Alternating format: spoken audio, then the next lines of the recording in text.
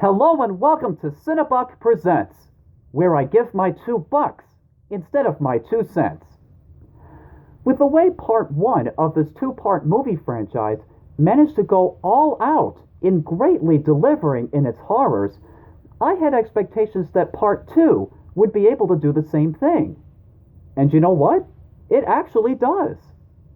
Before I can further elaborate on this, let me give you the basic gist of what's happened so far in the story.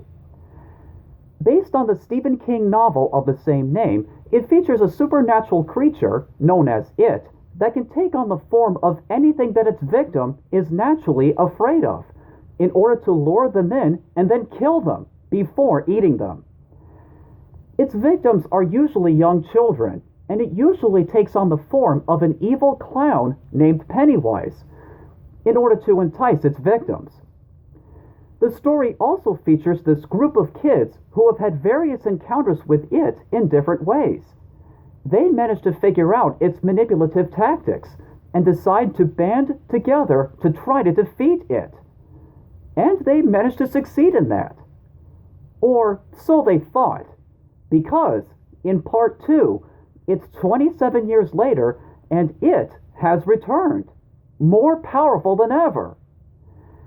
Now that the kids have all grown up, they decide to band together once more to conquer their personal fears in order to bring down the shape-shifting monster once and for all.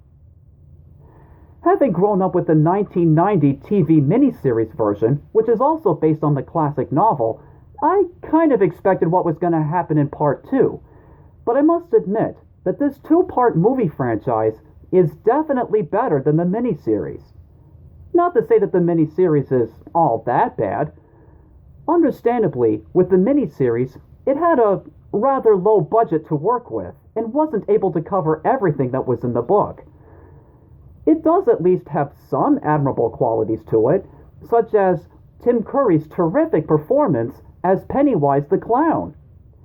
With this two-part movie, however, it really took the book to a whole other level in all of the frights, in all the thrills, and all of the chills.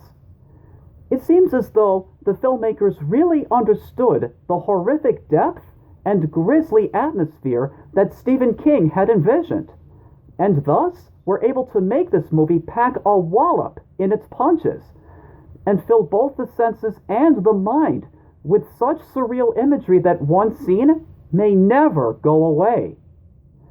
While not the most perfect adaptation of the novel, like it has a couple of scares that are a bit overdone, and it left out a few plot elements from the book, it's still worth experiencing the adrenaline rush to see how much this two-part movie can truly stay afloat. For my rating, I give this movie on a scale between 1 and 10, an 8.5.